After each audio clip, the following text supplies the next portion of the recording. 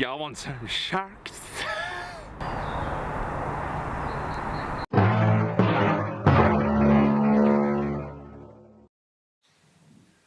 So, welcome to our, I don't feel comfortable calling this a review. No. It's not right, it's a review. It's more of a holy bashing. Yeah, dog shit has better integrity than this film, and I don't want to have to deal with dog shit and you know. Welcome to our review of Shark Exorcist, where we are going to bash this film, because wow. It's shit. You haven't heard of Shark Exorcist? No. But we have. Unfortunately. This was a film that came out 2 years ago in 2016. Yeah, it's a long time ago. It's a very long time ago. You haven't heard of this film because it had no marketing. No, it really didn't. In fact, I mean, this is the only marketing problem for it. Oh, and how could we forget?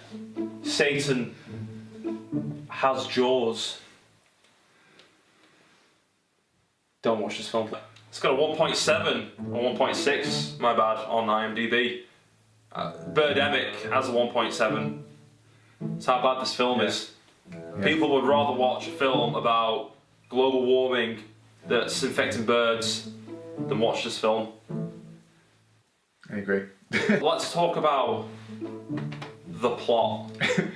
The plot. If we should call it that. Plot, I mean, this review has a better plot than the film, and that I'm being very serious. We're going to put more work and effort into this review than the actual than what film. The studio film had in it. So Rob, tell us the plot. Basically, there's a nun. Yep. And she's evil. Mm-hmm. And she has the power to put a curse on people and sharks. And to rain down holy hell. So gotta be holy. And to perform just exorcists. And by killing people. And do you know what? None of this is really even in the film. No. So I mean, what you've described has basically summed up the first scene. Yeah. But what happens after that? It's only an hour and a bit long, so you're not suffering for too long. Yeah, it's like what, like 70 minutes with like 15 minutes of credits. Yeah, it's. So.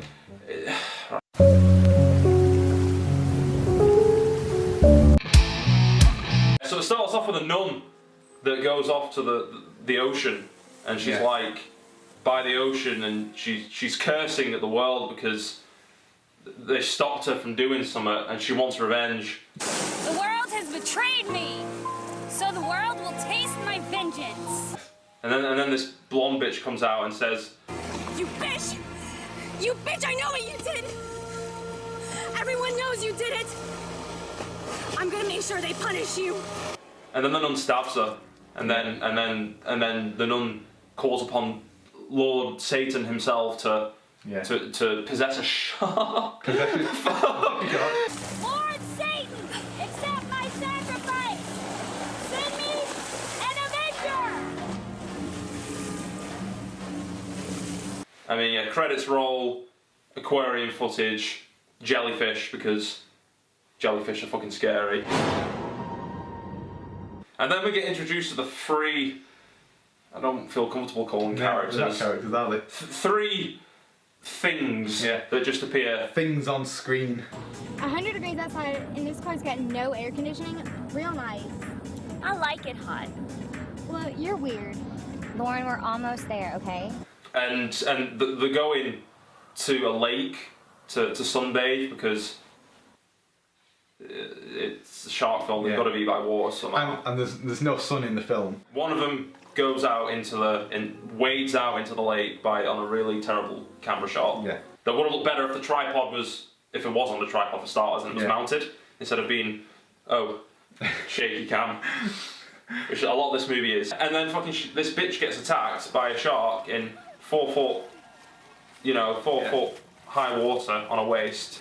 Let's just say the camera work is horrible. Yeah, the camera work is atrocious. Half the time you're trying to see the actors, and every single scene, the music is so intensely high and just dynamic. It's so bad. So then we teleport to a hospital, and you can just tell they've not hired out a ward in the hospital to film. They've just sort of got the camera and just are walking past filming the same corridor twice. So they basically went into a hospital and illegally filmed, basically, and then fucked right off. This fucking film, man. So for the next scene is we get introduced to fucking a redhead.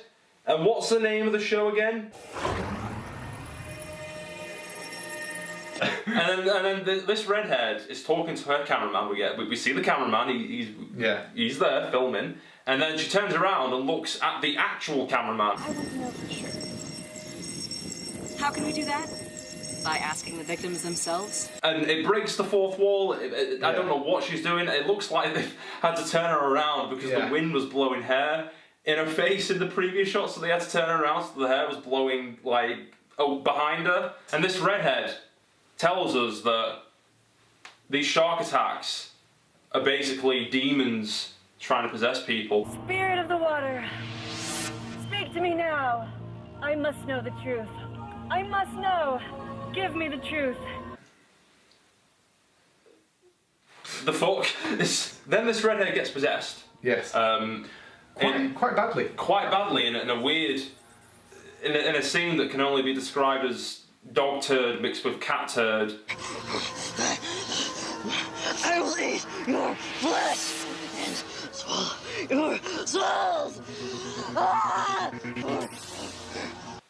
This film's really shit. Why are we doing It's so bad. After that, we cut to the blonde bitch, and now she's hitchhiking with a friend on a road that has no cars. and then this one guy randomly pulls up with his Jeep and is like, "Oh, you're going to that lake." Apparently there's some shark deaths there that we never hear or find out about. Yeah. Now, would you? You're not talking about Paris Landing, are you? Well, yeah. Ain't that where them people got killed? Something about a shark? Fucking blonde is like, "Oh well." Look, I don't know, but I'm going with you or without you. Oh, shit. Come on. Get in my car. Get in the car. Get in the car. And then there's a really awkward bit that I think Tumblr is going to be really mad over. Because then he starts like trying to caress a leg, trying to finger it, and she says no. So he goes straight to like sexually assaulting her. Yeah. When she clearly doesn't want him. No, she says no. She slaps him on his hand. That means no. So that just shows him how great of a guy he is. Yeah. True hero, an inspiration to us all. Yeah. So they're off to the lake, but then we get this crappy transition to them in the lake. Yeah. Making out. So she doesn't want to get. She doesn't want to get with him, and she tells him no. Tells him no. But then they start making out. Yeah. I like the music in this scene. It's not like kind of like romantic-y music. It's like club music.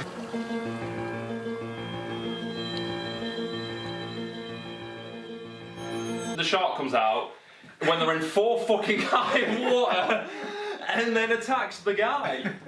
Even though the guy's like, and the bitch disappears. Yeah, she just I just fucking remembered the bitch disappears. buggers off, doesn't she? It's crazy. And then so then he gets attacked. He presumably dies. Like there's a really terrible shot of him trying to grab onto like this railing, and he's like, fucking it's terrible. Great. It's great. It's shit. Oh yeah. Then I think we get introduced to this priest character. Yeah. And then who's the same character? Who is the same in the Jeep? Same guy as the guy who was in the Jeep. Yeah. And then they try and like write it off because there's this really shit monologue that happens. It is with a heavy heart that I must inform you of the death of your brother. All the scenes we've described so far have done nothing to contribute to the plot. Like nothing eventful has actually occurred so far. I think that's the main issue with Shark Exorcist is that how far it strays away from its actual plot. Yeah, there was a plot to this film. Was it? We teleport into the priest's mind and get this weird flashback of in a cemetery with these 3 females trying to conjure a spirit. And then somewhere in a parallel universe, there's a spirit or a mad person running around in white clothing in a graveyard. She starts going nuts. Yeah. It's kind of disrespectful to the graves. It really is. It's quite offensive. And then one of the girls gets possessed and she starts like convulsing and having a seizure on the ground. And her friends don't really seem to care. No. They just sort of look at her like... Lol. We're introduced to this character.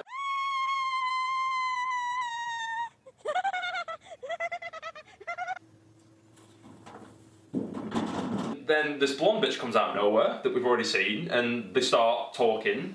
I don't want to actually say talking, more like they to each other. And the acting here is the worst. Piss poor. It's the worst. I like your sharks. Me too, sharks are so cool. No, please don't eat me! No, I'm gonna eat you right now. What are the good parts?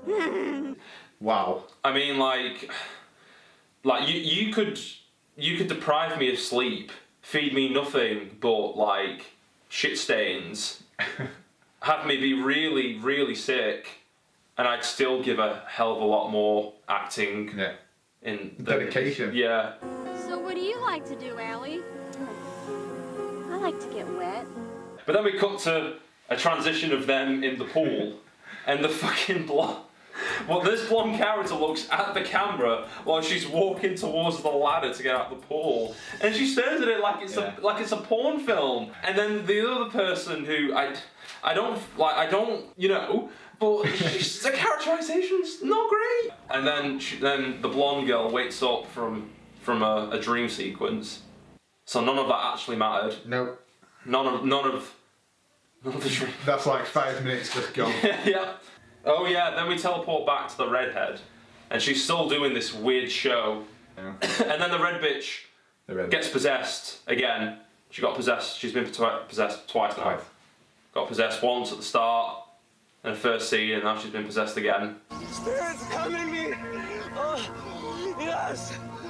Oh, infect me inside me.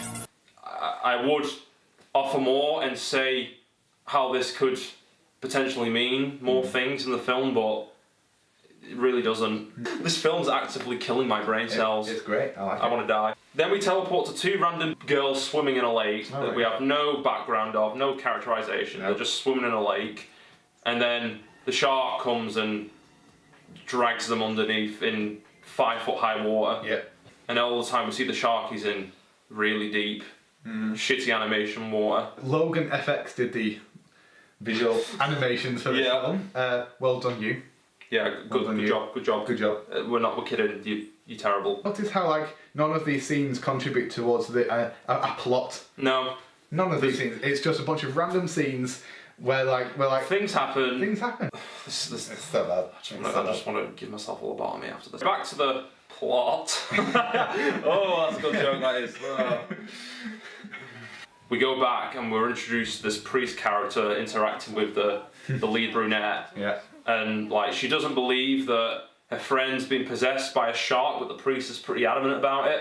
I know what happened to your friend, Allie, and how she was attacked by a shark 3 weeks ago. Everybody knows about that. I mean, it was all over the paper. I mean, this is kind of them summarising and talking about the main plot.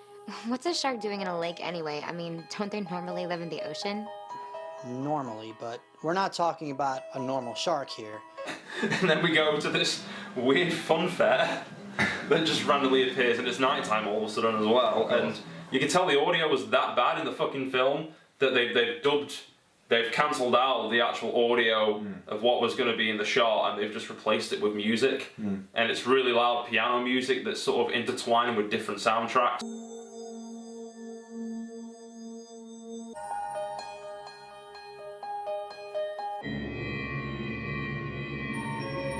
You follow this couple, this douche and his girlfriend, and it's really kind of awkward because there's a bit where the girl tries to like make the douche happy or something, and like he's just like no. Yeah. And she gets really sad like a toddler.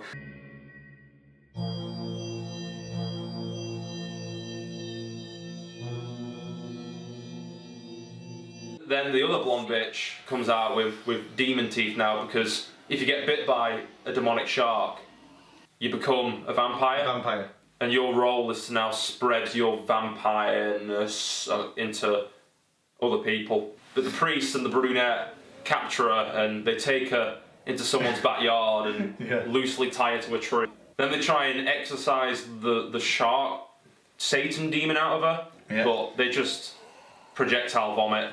Yeah. Because they needed a bigger cross. We're gonna need a bigger cross. By the way, spirits aren't real. They managed to come to the logical conclusion that they have to trade the priest's soul to get the blonde bitch's soul out of the possession of Satan.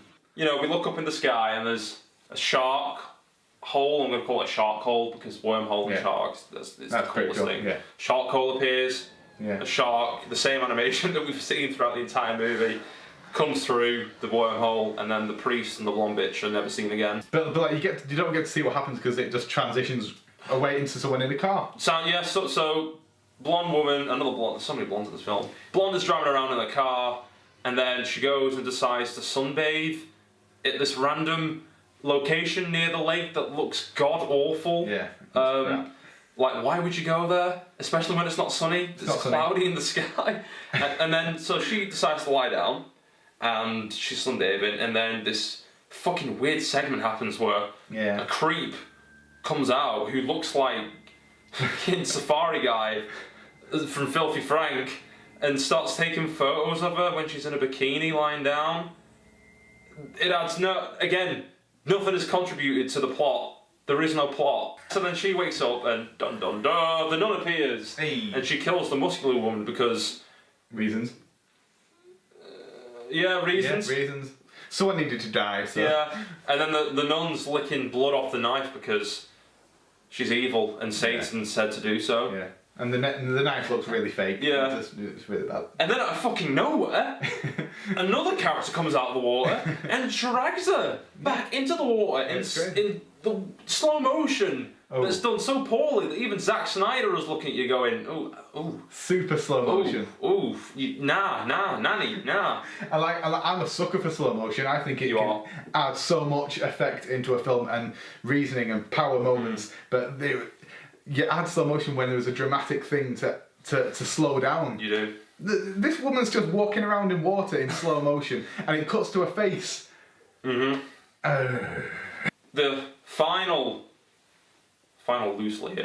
scene of the film is the brunette walks to the end of a dock or a pier, and this other blonde girl comes out as they have the best acted duologue scene in history of anything. Please tell me what's wrong. You don't want to know. Yes, I really do. Forgive me. She really cares about her friend. Really does. And then they've shot it so the brunette girl jumps in the water, but you can tell just from the sound that they just chucked a stone in the water. And then a shark comes out of the water and flies out and bites this blonde girl.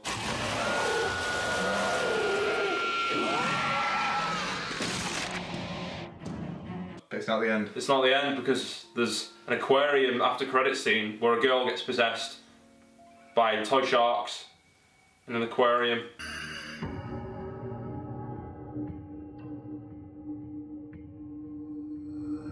And then we get more credits, and then we get another final after credit scene of the redhead just drooling. And she's out in public and no one's like helping her. And he's like, what?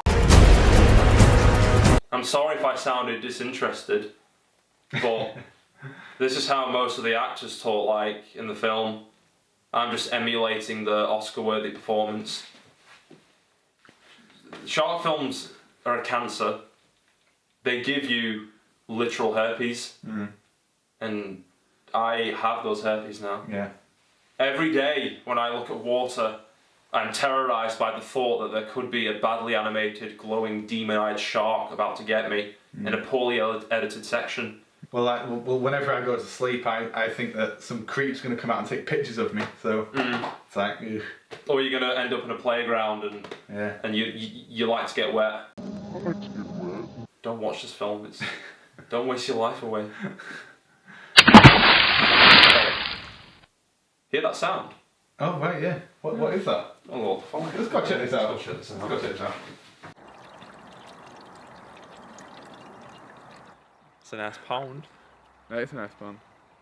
It's nice. Got some nice fish in there.